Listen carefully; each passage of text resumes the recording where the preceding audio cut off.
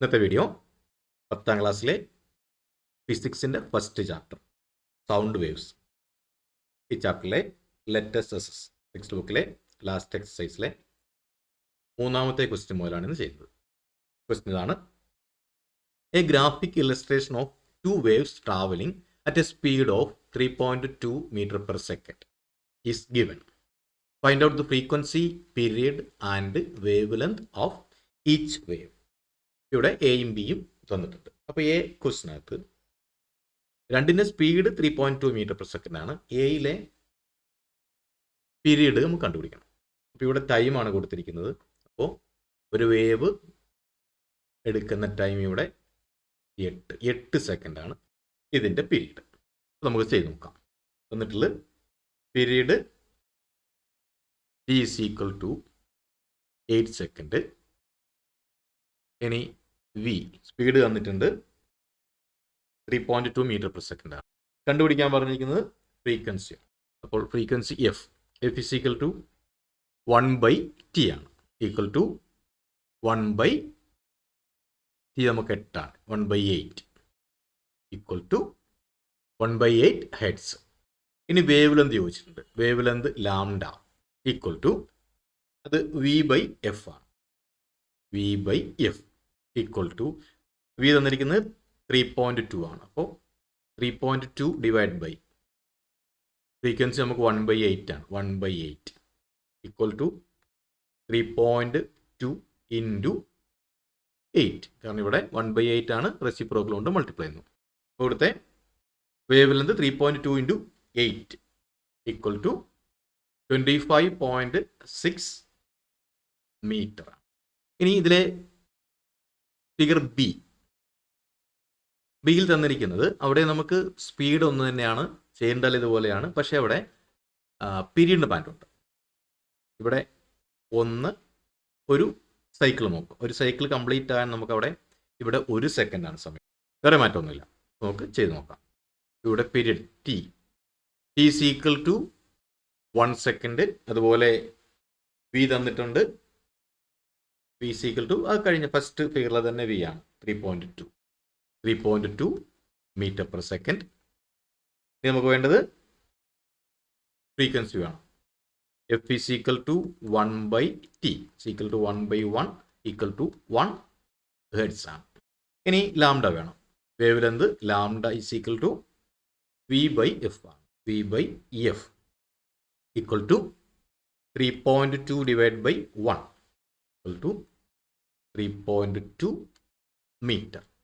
ഇനി ഇതിൽ 4ാമത്തെ question: which of the following frequency can be heard by humans?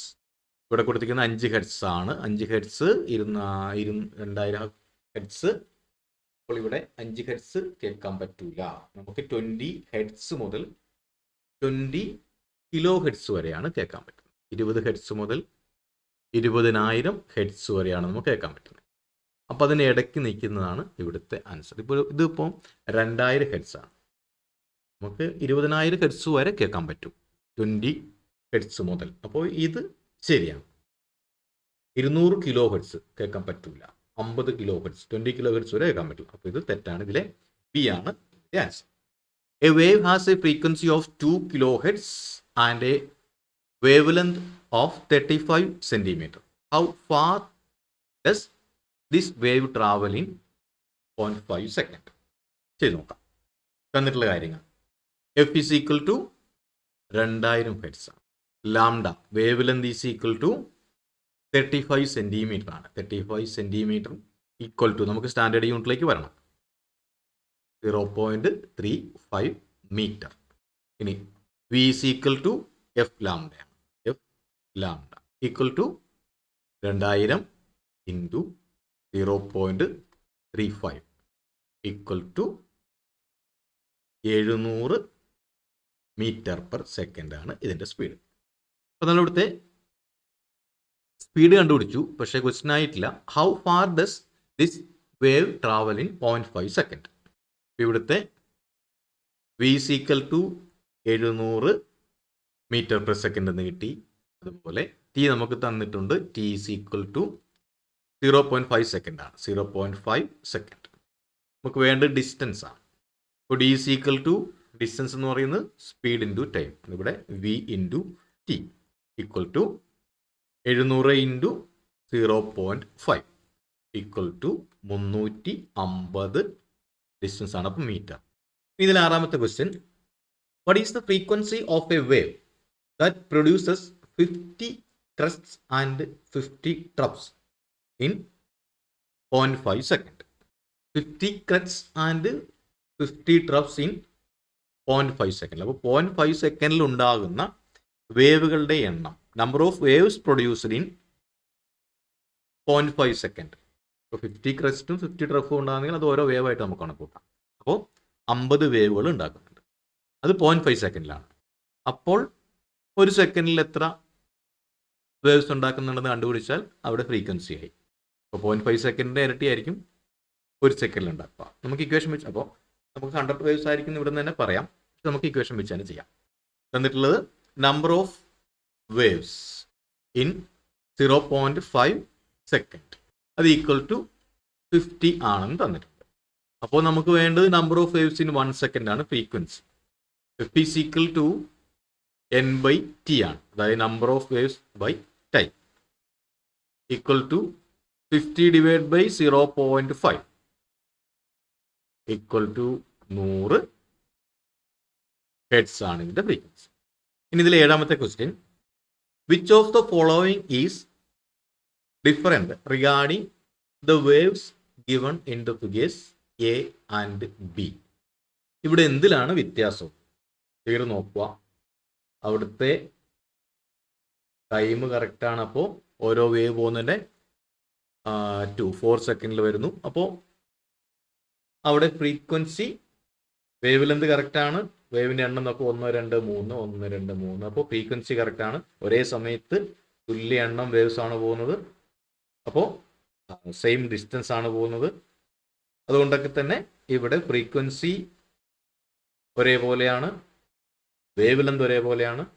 ഇനി നോക്കാനുള്ളത് പച്ച മലയാളത്തിൽ പറഞ്ഞാൽ അതിൻ്റെ ഉയരം കുറച്ച് കുറവാണ് 2ാമത്തെ ഫിഗർ, അതായത് ആംപ്ലിറ്റ്യൂഡ്. അപ്പോൾ ഇവിടെ സ്കെയിൽ അളവ് വന്നിട്ടുണ്ട്. ആദ്യത്തേതിൽ 0.03 ആണ്, 2ാമത്തേതിൽ. ആദ്യത്തേതിൽ 0.05 ആണ്. അപ്പോൾ ആദ്യത്തേതിന് ആംപ്ലിറ്റ്യൂഡ് കൂടുതലാണ്. ആംപ്ലിറ്റ്യൂഡ് എന്ന് പറഞ്ഞത് മനസ്സിലായി കാണുമല്ലോ. ഈ ഡിസ്റ്റൻസ് ആണ്. ഇതിവിടെ ആദ്യത്തെ ഫിഗറിൽ 0.05 ആണ്, 2ാമത്തെ ഫിഗറിൽ 0.03 ആണ്. അപ്പോൾ 2ാമത്തെ ബി ഫിഗറിനകത്ത് ആംപ്ലിറ്റ്യൂഡ് കുറവാണ്. അപ്പോൾ ഇതിൽ വ്യത്യാസപ്പെട്ടിരിക്കുന്ന ഫ്രീക്വൻസിയൊക്കെ വ്യത്യാസമില്ല, വേവ് ലെന്തിന് വ്യത്യാസമില്ല, ആംപ്ലിറ്റ്യൂഡാണ് ഇവിടെ വ്യത്യാസപ്പെട്ടത്. അതിന് ആൻസർ ആംപ്ലിറ്റ്യൂഡ്. ഇനി ഇതിലെ 8ാമത്തെ question, the distance between 2 adjacent trough of a transverse wave is 2 meter. Find the frequency if its speed is 20 meter per second. Adjacent ട്രഫുകൾ തമ്മിലുള്ള അകലം എന്ന് പറയുന്നത് അതിൻ്റെ വേവ് ലെന്ത്. അപ്പോൾ വേവ് ലെന്ത് നമുക്ക് തന്നിട്ടുണ്ട്, ഫ്രീക്വൻസി കാണണം, സ്പീഡ് തന്നിട്ടുണ്ട്, 20 meter per second ആണ്. നമുക്ക് തന്നിട്ടുള്ള കാര്യങ്ങൾ എഴുതാം. ഇവിടെ ലാംഡ ഈക്വൽ ടു 2 meter ആണ്. അതുപോലെ വെലോസിറ്റി തന്നിട്ടുണ്ട്, v equal to 20 meter per second ആണ്. കണ്ടുപിടിക്കേണ്ടത് എഫ് ആണ്. F is equal to question mark വെച്ച് V is equal to F lambda. അപ്പോൾ F is equal to V by lambda equation ഉണ്ട്. V by lambda equal to 20 divided by 2, 10 hertz ആണ് ഇവിടുത്തെ frequency.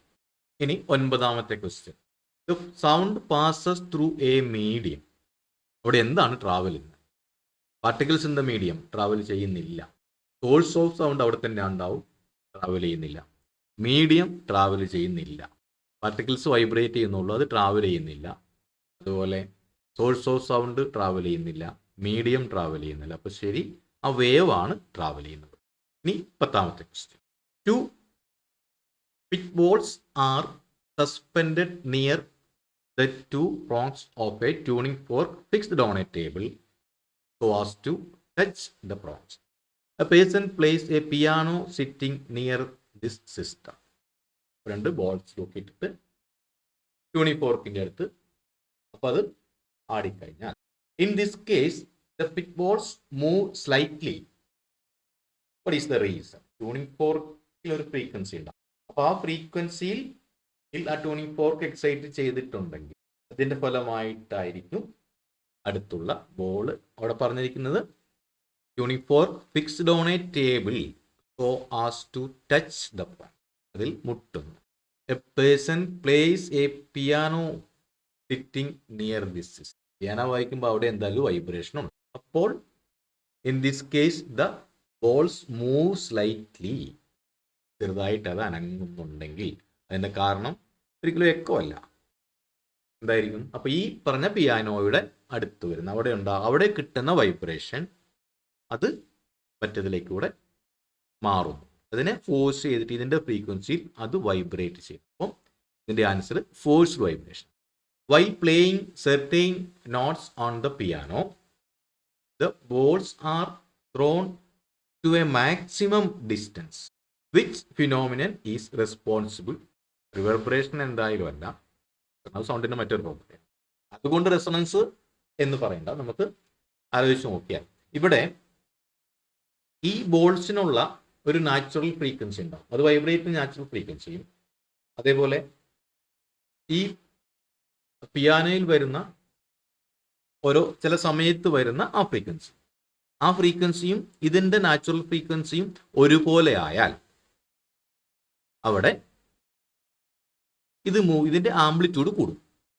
Amplitude കൂടുമ്പോൾ ആണ് balls are thrown to a maximum. അപ്പൊ ഇത് രണ്ടും ഒരേ ഫ്രീക്വൻസിയിൽ, ബോളിന്റെ നാച്ചുറൽ ഫ്രീക്വൻസിയും പിയാനോയുടെ ഫ്രീക്വൻസിയും ഒരേ ഫ്രീക്വൻസിയിൽ വരുമ്പോൾ അങ്ങനെ വരുന്ന ആ പ്രതിഭാസത്തിനെ പറയുന്നതാണ് റെസൊണൻസ്.